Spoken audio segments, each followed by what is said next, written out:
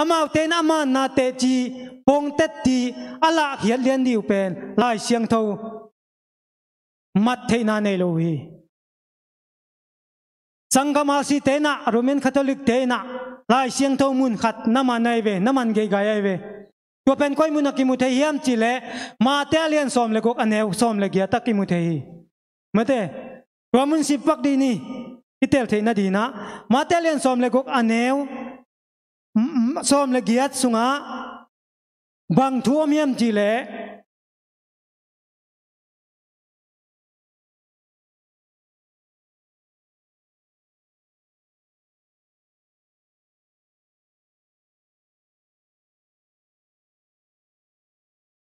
ma te lian som le kok aneu som le giat ta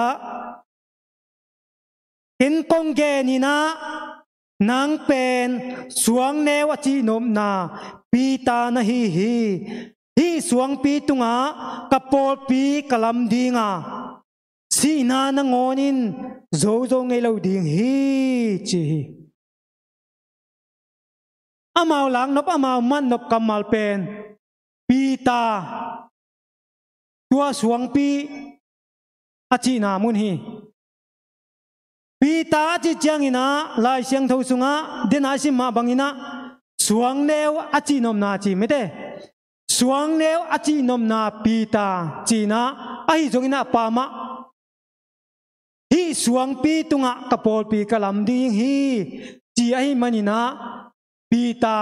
suang neo achi na na hinon lowi tua suang pi achi again nom nain Z.A.C ama lema akigen na hi a Z.A.C ina pol pilu tang hi na hi Z.A.C tunga kapol pi kalam di hi cha ama le ama akigen na hi na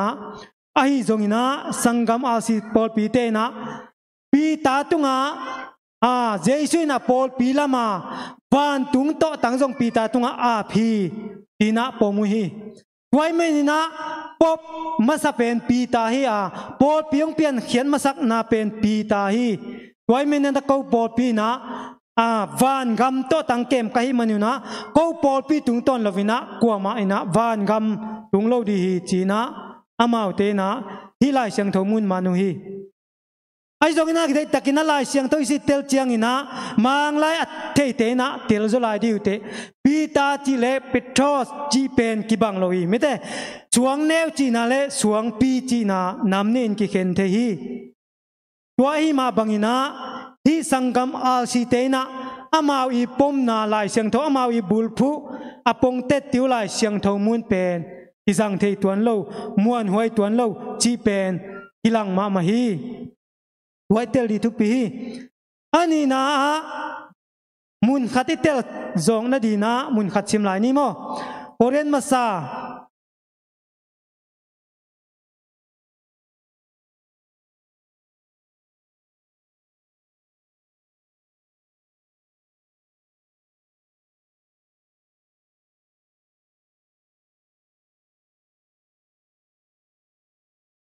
oren masalian li alian som aneu lia zetamo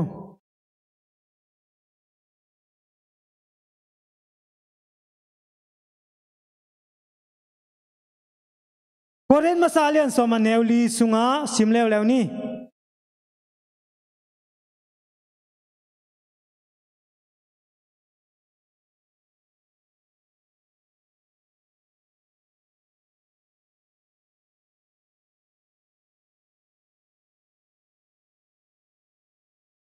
Koren masalian som aneu li sunga avek pi ma un ha to kisai tuina donu hi banghang hiam chi le amaute ton pi kha to kisai suang pi panin tui na donu a tua suang pi pen Chris ai hi tua suang pi pen pi ta hi achina chilo ai kele tua suang pi pen suang neu ai hi jong chilo mete tua suang pi pen Jesus ai hi panina ke telma mai ve pi ta hi lo chi pen mo tua suang pi pen Chris hi chi hi manina ma te lian som le guk aneu som le get sunga ama tu pen hi panina kipelina hi panina pita again ahi lo lam nak pita kina kitel ma mai chi pen lai siang tho tung to ni na isitel the hi mo Pawlpi mani chi pen bang to sitel di hiam chi le lai siang tho to sitel di hang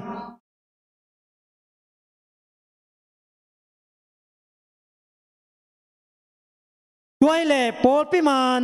bang chi sitel di hiam chi le lai siang tho en suk leng Hilai taka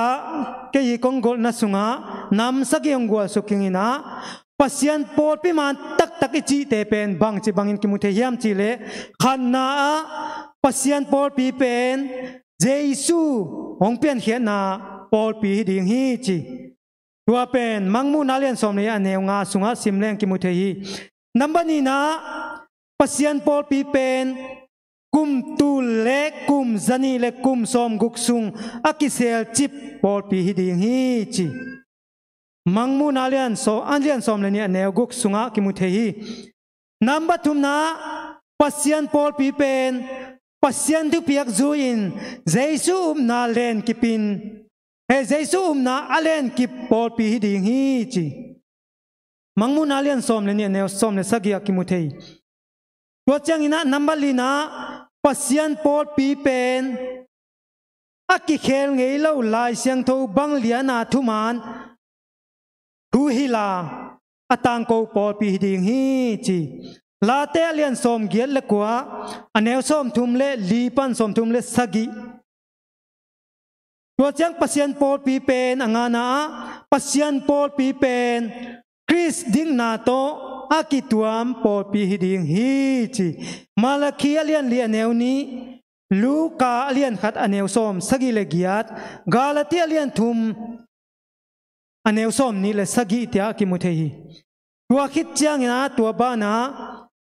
agung na Pasian Pawlpi pen Jesu hil na lai siang tho thu le kam sang te zanga akimakai Pawlpi ding hi chi aven dei Pawlpi pen kam sang te ong makai na to ki makai akal suan Pawlpi hi chi pen itel di thu pi hi asagi na Pasian Pawlpi pen Protestant khem pewin alang pan Pawlpi ding hi chi tua hi manina i thei teng ma bangina Protestant Pawlpi khem peule Roman Catholic Pawlpi na hi Seventh Adventist thuman thutak atang ko te pen alang do ahi manina hitak panina Pasian Pawlpi man kwa hiam chi pen itelma ma hi chi thakina ki thei sang nom hang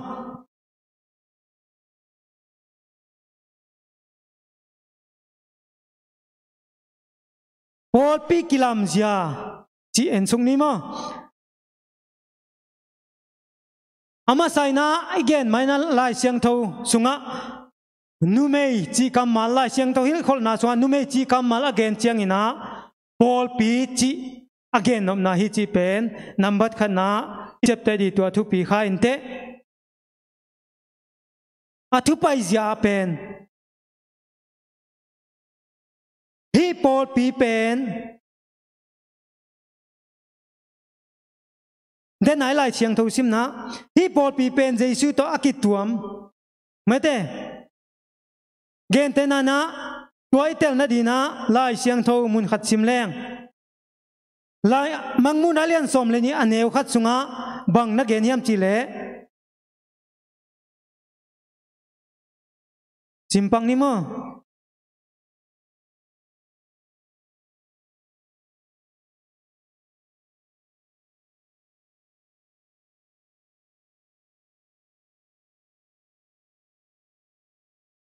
mangmun alian som le ni neu khat wa chang in vana lim lam dang lian wa chang in vana lim lam dang lian khat hong kilang hi puan sil bangin ni silin akhen waya kha omin aksi som le ni akisuan na luhu alutunga akhu numei khat om hi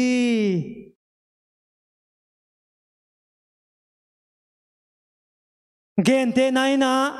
amasa a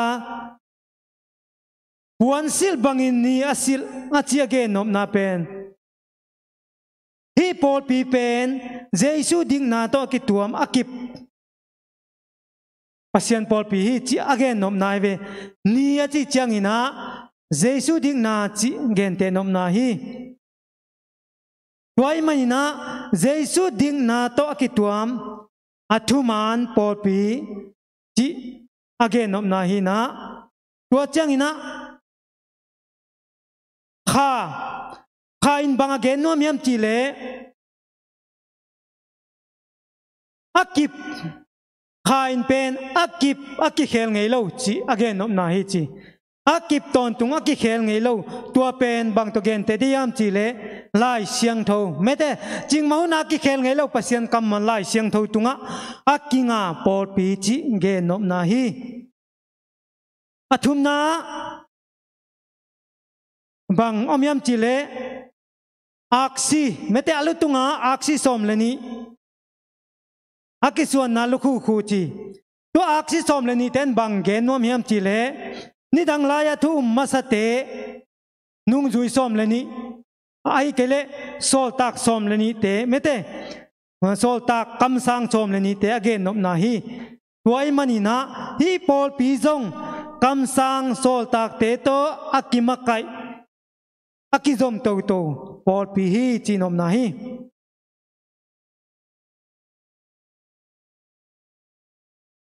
tua chiang ina tom na a numei chia gen in pen numei in pen te na again ma bangina Pawlpi chi again nop na hi na tua atom in gen leng hi Pawlpi pen Jesu ding na to akituam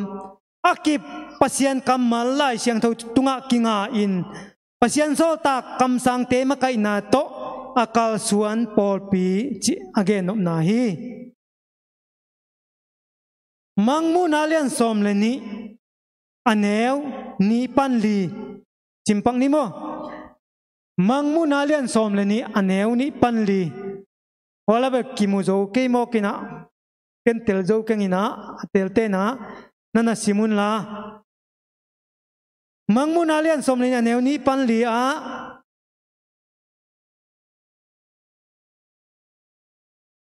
tua numei naw pa hi a naw suan nan tung ta hi manin na sa in akiko hi tua chang in lim lam dang adang khat ma va na hong kilang lew lew hi gul pilian ma khat oma lutang sagi le hi som ne ya alutang sagi te lukhu ma ne chia thi ama amei to vana aksi te thum suwa se khat wat khia in leilak aden na hi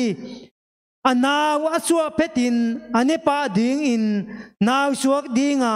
ki thoi tua nu mei maya ading hi ya kam kho thangina analet masak lai siang tho sunga te som suwa se khat chimo kina hiang ina lai siang tho man tak tak tia te thum suwa se khat chiai mai na tua bangang sim khia hing tua hi na hilai muna satani na Jesu pen Pawlpi pen dovina Jesu pen ong piangai ve ong pian cha tua naw suak de chi pen Pawlpi na den ai gen Pawlpi mani chi pen Jesu ong pian khian na Pawlpi di chi mete tua Pawlpi na tua nume achi nom nai manina tua nume sung panina Jesu ong suak khak di tak chiang ina satani na tha di han chiamina amaya pang gulpi na maya aswa phele nepa di na amaya ding hi chi tua ina Jesu ong suak tak chiang ina i thei sama bangina satanin kwa jang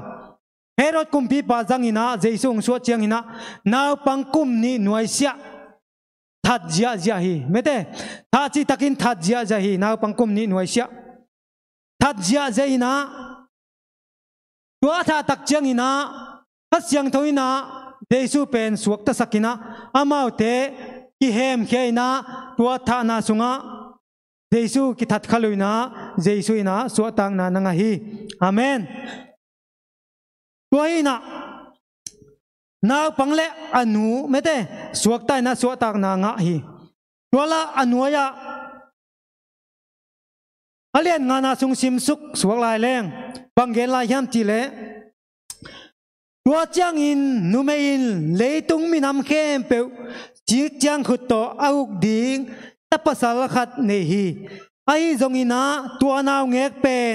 thakhatin kilakhia in pasian atun na ato khuma akipai pi hi mete agung na sim suk lai leng anu mei pen pasianin ama ading in abol khol sang mun gamlak ka taya tua muna nitul khat zani som guk sung ti khoi ding hi lai siang thau gen khol na pen tang tung ma hi hilai taka nit tul khat zani le som guk achi pen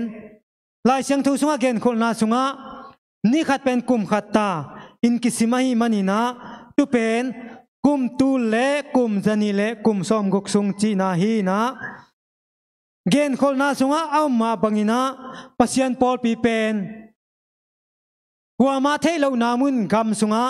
kum tu le kum zani le kum som guk sung ti kem hi chi again nom na hi Satan tualung kim nai lo aina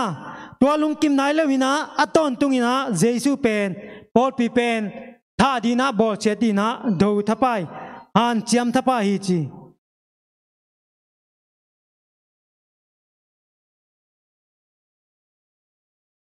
Jesu pen tua banga atha thelo chiang ina amaina lam tom to hi su ina singlam te tunga ong that lew lewi mo singlam te tunga that lew lewina tua singlam te tunga atha chiang in pen Jesu asi chiang in pen han sunga kigui tak han sunga suang tum lian pi to ki khak chip si khaw to ki hen to ki kalai mete tua bana muang nai lowina to jong muang nai lowina palik te gal kap te ching sak la hi gal kap te bit takina ching sak hi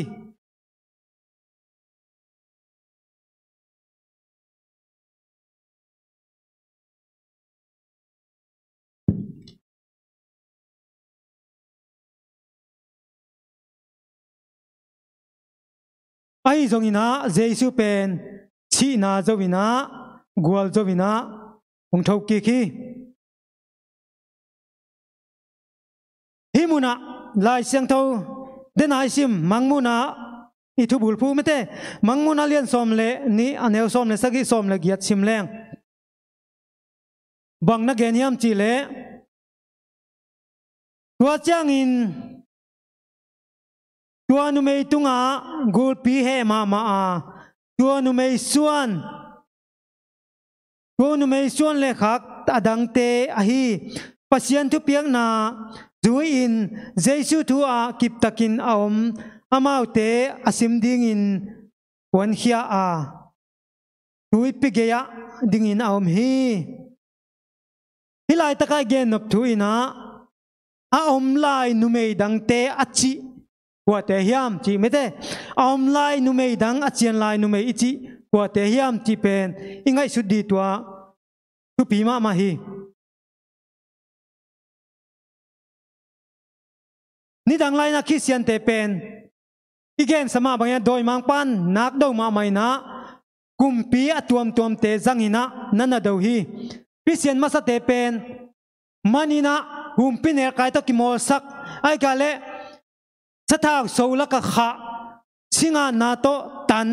ti khongina atuam tuamina nakpi takina ki bol sia hi singlam te tunga ahing tangina kilina haina chi bangina atuam tuamina ki bol sia hi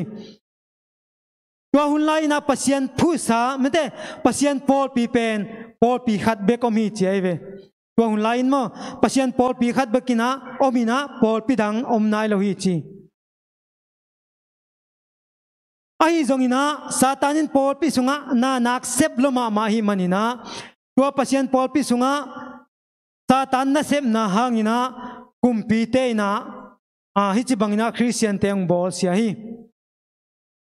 pasian Pawlpi akichi Pawlpi pen ong pai khial tai na sian thau na Jesu ding na to ki tuam pasian Pawlpi pen ong pai khial tai na aki huai aki zuang nu mei mete Babylon sian na to ong ki tuam tai na sian na nam kim to ong ki dim ta hi rom Pawlpia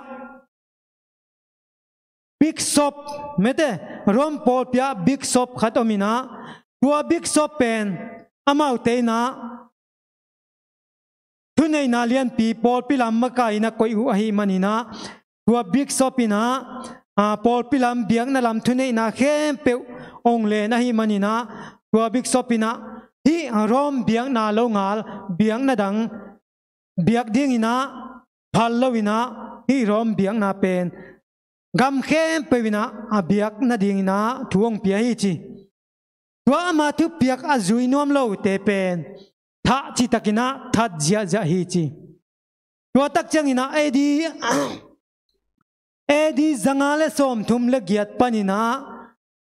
atha ngek atha akipat penbel edi tu le sagi le som giat le kwa dong pasian tu numei na pangmo na bol lo atha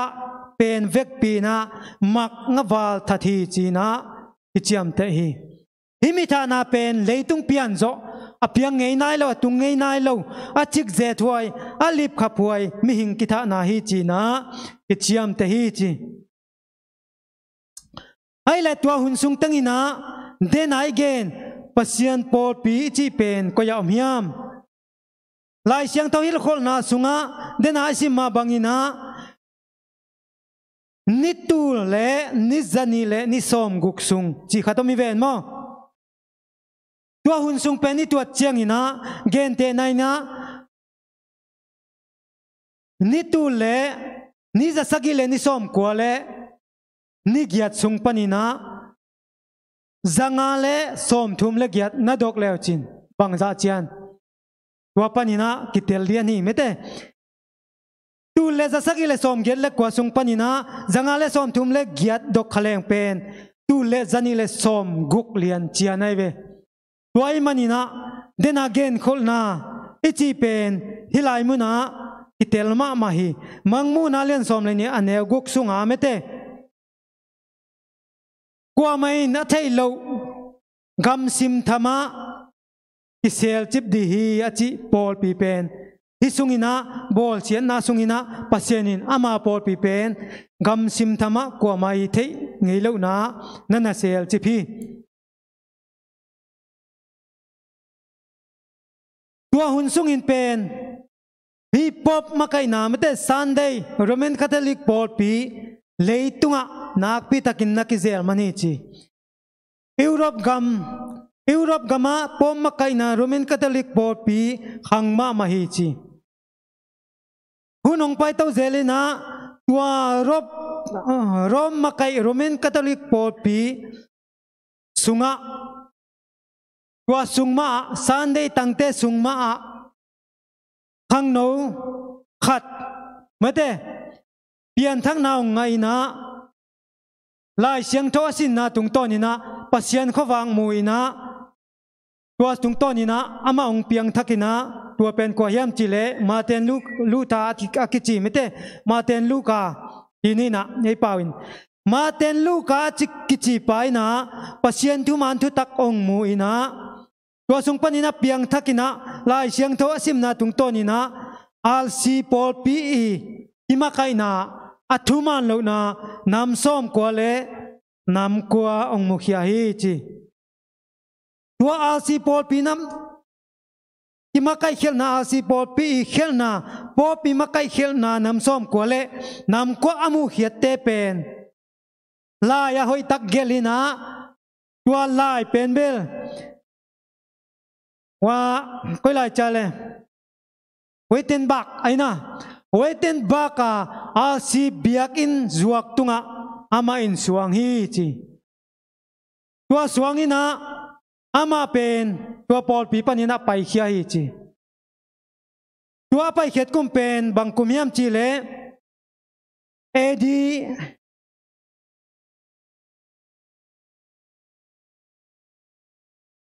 ดีตูเลจังเลสอมเลสกิกุมจีตัวกุมินะอามานันไปเขียฮีตัวมาไล่ส่วนอามูมีตัมปีนะมันใส่นะอีปอลปีเป็นปัสยันทูไล่เสียงเท่าตะกิตวงนอนโลอหิมันนี่นะปัสยันปอลปีมันตักฮิเทนอนโลดีฮีจีนะมีตัมปีจงไปเขียนะฮิมาเตนลูกาอีนุงนะจูอยู่ฮีจีตัวปนินะปอลปีโปรเตสแตนต์อีจีปอลปียงเปียงเขียฮีtu le zanga le som le sagi company na protestant Pawlpi ong piang khia hi chi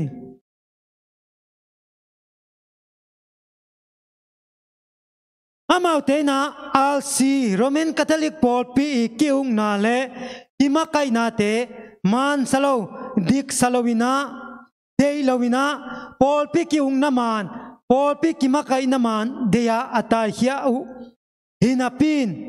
atom na bang thung piang hiam chile amau te na tua RC Pawlpi zat Sunday ni ma ong tan pi ong zat pi na RC Pawlpi thukhun tuam hon khat jong ong zat pi ve hi chi tua tham loina amau sung ma jong ilem na om non lo na kibang lo sandan kibang lo atuam ongominaตัวปนินะปอลปีองกาเขจียจวยนะปอลตัมปีองพาวฮีจีตัวปนินะปอลปีตัวองเปียงเขียฮีจีไอ้ทรงอินะตัวทรงอินะบอลเสียนาเป็นที่ซอมตัวนะไปตัวลาฮีจีตัวลายตะกินะปอปินทรงตัวโรมาบิ๊กซอปอากิจิปาเป็นปบดินมุนะอาซาขังสักินะปบดินมุนะองคันตัวลายให้มันนะตัวปบินะเลยตุงทุนเอนาเลเบียงนาลำทุนเอนาก็ปินะฮีตาปีโดปัสยันทุ่มเตะบอลเสียดีองหันจำเซมฮีจีตัวบางอินะบอลเสตตัวนะหุ่นองไปตัวนะตัวหุ่นลายตะกินะดีตุเลจะสักิเลสอมเกตเลกัวกุมินะตัวปบเป็นองกิมันฮีองคิมันินะอัตมินะเกนเตอเลงองคิมันินะทุงะเกียทุงกิคุมินะ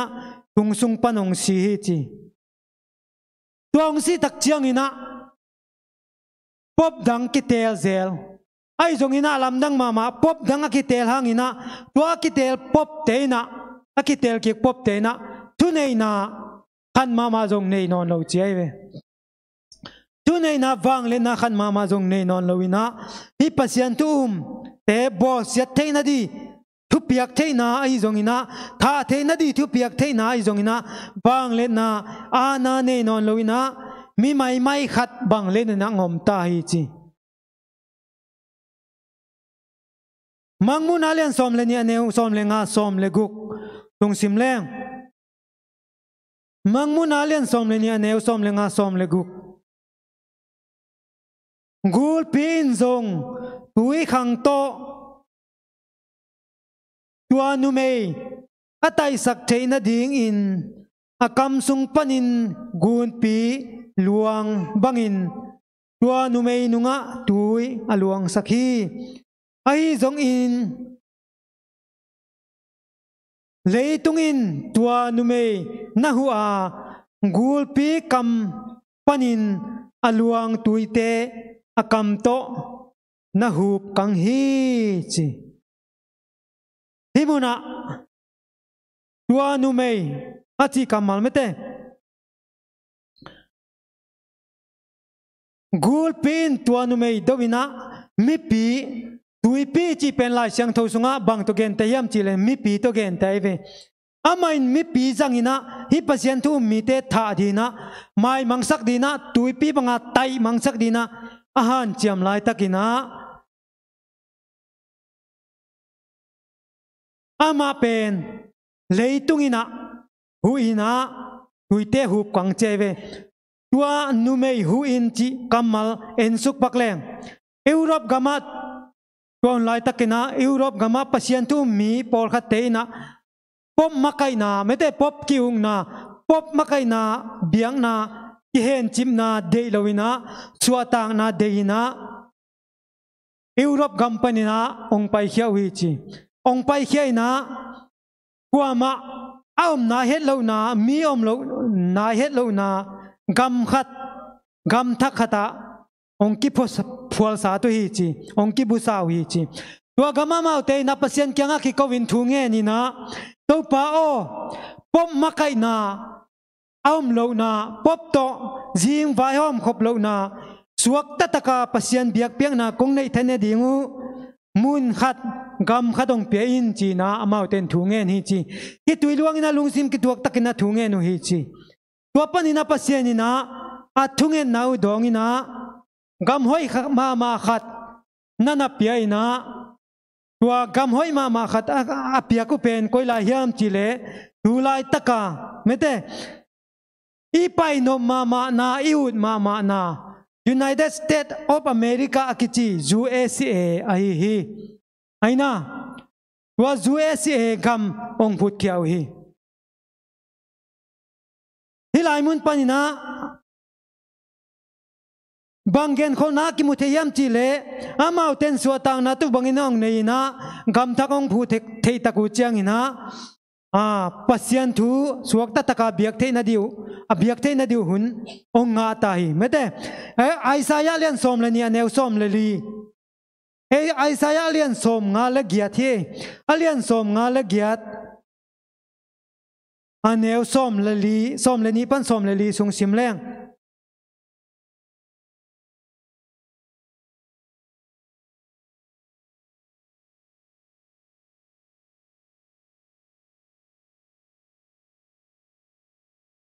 Bang kimuteyam chile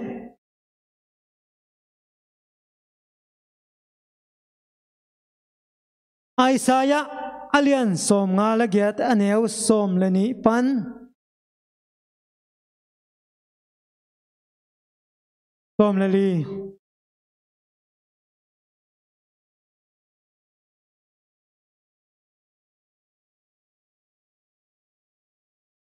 tang laya akisya namun teu nalam kik dingo hang tampi sung akisya bulpi te nading to sakik dingo hi no te pen akisya akipuakik akisya apuakik te nading in munsia te angei abang sakik te hongki chiding hi no te in tabat siang tho sakin kay mani siang tho ni in nanasep na panun kholin tabat ni pen dei huai sa in TOPA ni siang tho ni pen pa toy huai na chi wa no te in pa toy in no te dei na bang zui lo in no te ut bang hi lo in mot pau lo in na omule keima biang na hangin lungdam na nanga dingo leitung khem pewa pa toy na konga sak ding hi na pu Jacob tunga kapiak leitang loin nuam na sadingu hi TOPA ahi keima in hi thu ka gen khin hi achi hi hilai panina akisya mun le gam te pu ki ding chi mate akisya mun le gam te pu ki kina akichim sa phung te chiang ki kina achi chiang ina nidang laya Pasian de nai zui na sa te sabadi palsan na sa te eitai na zui ki kina lampi lui te ton ki kina Pasian kianga chia ki ama biak piang na man taka biak piang na pe khom ki ding chi again nom na hi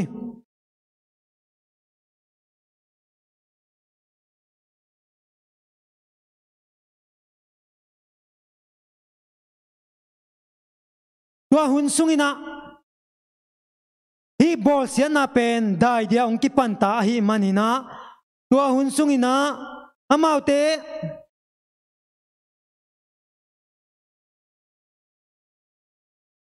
Europe gam le America gama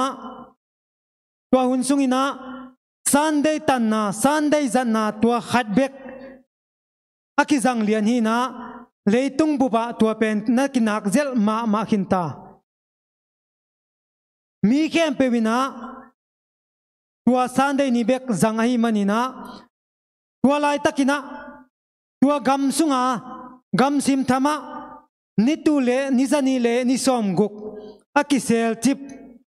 Pasian Pawlpi achi pen dog ding ina ongki pan lilit ta hi chi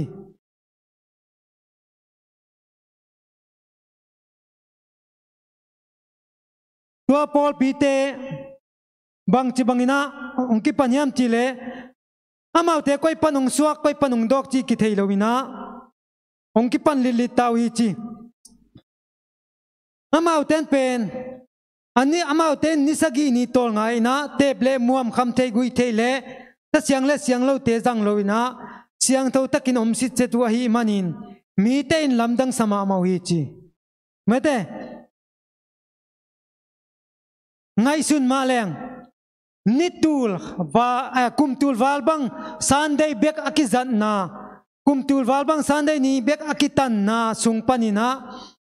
koi panong piang kha koi panong do kha chi thei lomina taban niong ki zat tak chiang ina lamdang ki sama ma khama di hi mete amau ten jong lamdang sawi chi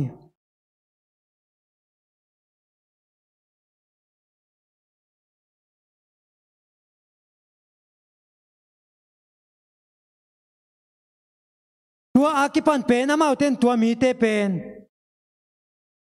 bang chingai su thiam chi le alo na diu jong thei lo mete hite pen koi panong piang ong pai khia hiam bang chi bang mi hiam ti amin di jong thei lo wina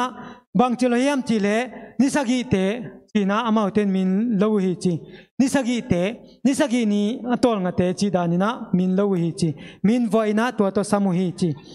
to nisagi chi pen mi kang pawina 7 day chi na hilelina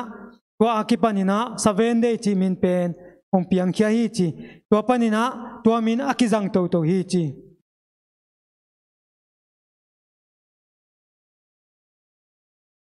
to akipanina hi nisagi 7 day te na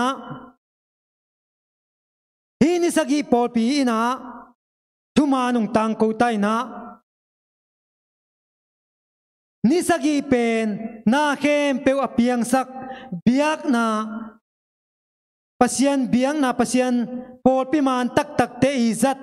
piang sak pa Pasian biang na ni ding hi muna Pasian Pawlpi kip takin ange abeisaw na Pasian Pawlpi kip takin na ding ngei hina ai zongina satanin kumtampi sung bol sia hi manin Pasian Pawlpi kisel chipa tun Pasian Pawlpi man ongkilang heki kahi uhi lai siang thawa akigel bangin anisagi ni saban ni a itol ngak ding a hi numei pen ni to akituam bangin Jesu ding na to kituamin zule za kham the tuam le sa siang lo te ne lo zat lo ding a hi tina hong tang ko khitaw hi chi tua mi te na thugenu angai u chiangin zui ding le ki khel ding som lo in chi zui ding le ki khel ding som lo in hi mi te na thu chiam lui a zu yu hi mete thu chiam lui sunga zuda te sabat a zui lai wai ta ve ai kya le ta siang lo again te zong thu chiam lui sunga mo si thu kham sunga thu te hi le lo mo hi te pen thu chiam sat thak sunga akizang di hinon lo hi te pen Pawlpi ma lo hi thu chiam lui azang te hi china amau te na nui san le lo hi chiam nui na zang le lo hi chi Protestant khem pe te le Roman Catholic Pawlpi na amau te chiam nui bangina ngai sunu hi chi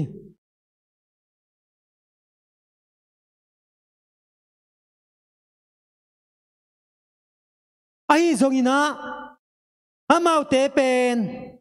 gam sim thama kum tu le zani le som guk sunga ki chel chi Pawlpi man kam sang te i kimakai na to akal suan pasian Pawlpi man ni dang pek panina akizom suk suk pasian Pawlpi man ahi manin hi Pawlpi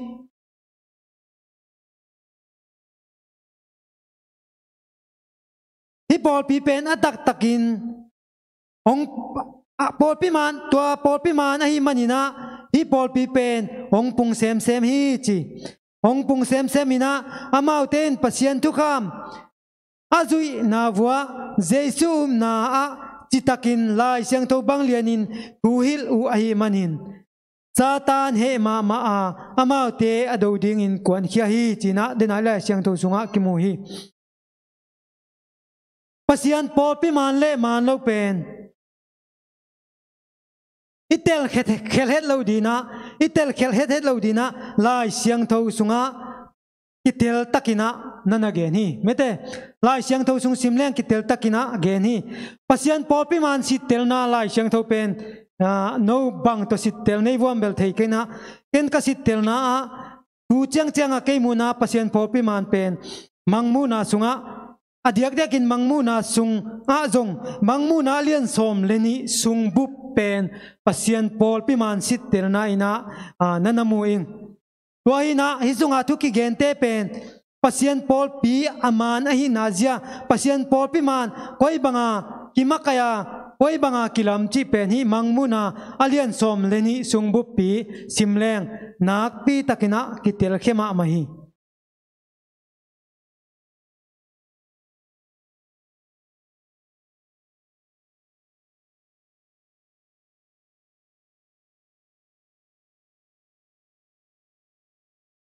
Walai takin jesu na le thu kham som le na lai siang tho bang lian na pasian thu atang ko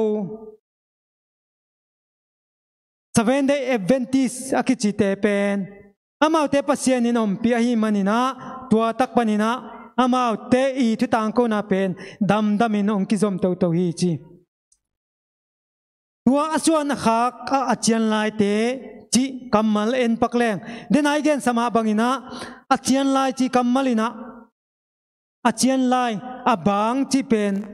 mi kang pawina remnen ise mete remnen chi na ei pawina achian lai gen te nai na khat pepe inek khit gai zolo inek bang chi na mo achian lai abei bang chi na hi na abei bang akine bang ai kele akithat bang akibo se bang China here tuama bangina hi ACDA Pawlpi mete 7-day Adventist Pawlpi te jong akine bang ai kale akithat bang achian lai sapi tha bang sapi nek bang achian lai Pawlpi hi tuai changina pasian Pawlpi man tak achi pen pasian kamal sunga na ham tangina pasian kamal sunga ham tang achi na lai siang thomin pen ate chi koi la ki mu the yam chi le efisa lian li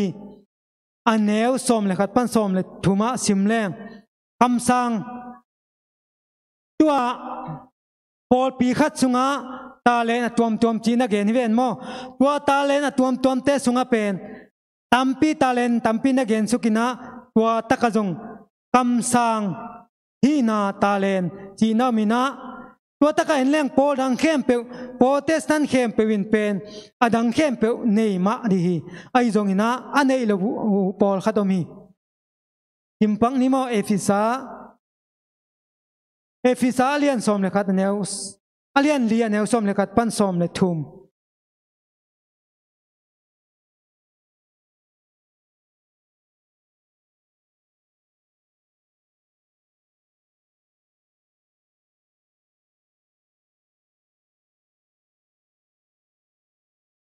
ama in mi te tunga siam na atuam hongpia a Paul khatte sol tang na sep asem ding Paul khatte kam sang na sep asem ding Paul khatte thuhil koi na sep asem ding Paul khatte Paul pikem sia na sep asem ding le Paul khatte la hil na sep asem ding in ahong se hi na sep tuam te khem pe pen pasian mi khem pe in Chris ading in na se min Chris pumpi akhan sak the in ading de na hi tua hi le pasian tapa inei na le ithum na a ithu khat in eite akhang ching suak in Chris yang tan na chiang iban to zo ding hi chi himuna den again ma bangina Paul dang te na adang khem pe nei na pi di na amau ten anei lo le azat lo bang hiam ti le khan na a Protestant dang khem pe sunga kam sang nei Pawlpi tu chang ina khat jong kimunai lo mo tua hi na a seven day Adventist Pawlpi na kam sang nei na Pasian kam sang to akima kai Pawlpi hang chi pen itel di tua thu pi hi ani na po dang khem pe na Sabat zang lo mete Sabat zang lo hi manena tua panina seven day Adventist na Sabat na zang hi manena tua panina nam ni na athum na Protestant dang khem pe na amau thu kham som pom lo hi mete thu kham som pom lo na e Sabat azang Pasian Pawlpi na thu kham pom hi hang tua nam tu mina kilam dang hi adang khem pe amau ten nei main te zang khamain te ahyang tua again nam thum teng amau ten zang lo hi menina Protestant Pawlpi khem pe pen Pasian Pawlpi kichi thei lo hi mate tua bana hi Protestant Pawlpi chi pen tua ong pian khiat tung lai na amau te na asi Pawlpi panina Roman Catholic Pawlpi kimakai na man salawina ong tai kha u hima tasele Roman Catholic te izat Sunday zat pina atu piak tuam te tuithe na chi te zong khagina lo na te zong isi khit chang ina thakha tuinei kha ban tunga ka to eke hel sunga pai pa chi na te zong amau te na tua te pompi veve zui pi veve hi ai zong ina 7 day Adventist ten tua te pompi lo zui pi lo amau te na asi te dei lo ina nosia hi pongina aminina nosia hi pongina ayang amau te zat hon khat zat pi veve asi Pawlpi ala chakik tuan lo tua gam sunga kum tule kum zani le kum som guk sunga akisel chip Pawlpi Pasian Pawlpi man la ong ban zo tak tuan non lo wina akikala alak lo a om Pawlpi ai ve tua Protestant akichi khem pe pen tua hina tua alak lo Pawlpi khem pe pen Pasian ina bangchi Pasian kamal sunga salo vot lo alak lo in om ken nasat le sal na vot le votin salo vot lo alak lo na om le ka kam sung panina kong se khedi hi chi lai siang tho sunga amma bangina hi Protestant akichi Pawlpi khem pe pen ni khat ni chiang ina Pasian suan lo ahi manina kapa suan ai lo kung khem pe kibot khen ki hal tum di achi ma bangina tua Protestant khem pe pen ni khan ni changa kibot khena aki hal tum di hi a tua lo Pasian ina kum tu le kum zani le kum som guk asel chip tua tak pana ong pai suk akizom suk Pasian Pawlpi achi dunia izat iom na 7 day Adventist Pawlpi pen nitom ni changina Pasian amuak dile Pasian to akimuri Pawlpi hi manina wa Pawlpi iom khak pen hampama mahiyang hampai kisaya legwai itel hia Pawlpi man lo itel hia dunina Pawlpi man lo itel no ple tua bangina lai siang tho tung to ni na kandi hi hang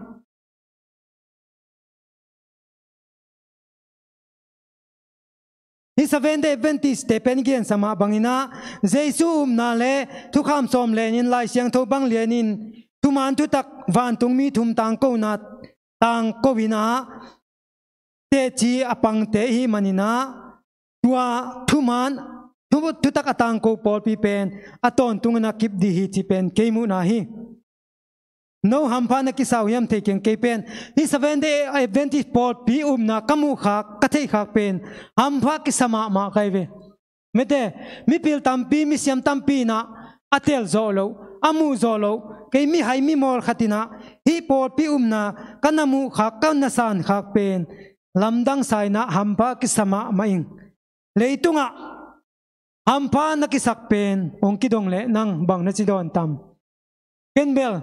leitung hampa na kisak pen bang ahiam ong kichile yamalian vung zia kanai khak hampa kisak pening chilau di mete nambat khata tua hilohi titilian novina bangchi nambat khanna Jesu mete nambat ni na angkoi tuama bangina hi 7 day Adventist ya kalut khak hi na kasan khak pen mi te na ong dong le ken kaki ang tan pi kaki suan pi pen di hi a leitung hampa na kisak pen pangahiam tinong kidong le pen ken 7 day Adventist Pawlpi kazui khak pen leitung hampa kisapening china dong ding hing no bang na chidon diu hiam tu ni na hilai takang pai mi mal kimina na na teu thak suwa sakina i Pawlpi na kanun na ke vole lai siang tho to tayun hi 7 day na man mo man lo chi lai siang tho sunga tayun mete lai siang tho to tayun Pawlpi na zungpi de takina kitel takina na simun tuate lai siang tho telina Pawlpi na zungpi te itel nak le lung hian na di le lung kan na di khat jong om lo hi chi pen ke hi mu na pan ke hi din mun panina nak tel ma ing ken lai siang tho telina Pawlpi na zungpi te tel ka hi manina hi 7 day Adventist Pawlpi sanga amanjo akichian jo Pawlpi dang mulo ka hi manina hi 7 day Pawlpi sunga tu chiang ana omla hi na Paul dang amanjo namu wale jong genun ken zui nuam hing toy me na tu chiang kai mu na Pawlpi dang aman lai siang tho ta ki tuak Paul dang mulo kai menina tu chiang 7 day Adventist Pawlpi sunga ana kipla hing Pawlpi ichi pen Pawlpi man ichi pen lai siang tho ta ki tuaka anung ta Pawlpi ahi manina tu ni na i Pawlpi pen lai siang tho ta ki tuak lai siang tho tunga akinga Pasian day na banga kalsuan kamsang te makai na to akimakai Pawlpi ahi manina uptang muan tak hi tuninang paimi malkimina lung hiang lung kakanon lawina ong kidot chiang ina naman to kalsuan na hi lam te chi alak zodina tunina mi malkim tupan igen hian na tungton ina tupa ong petek ta hen dame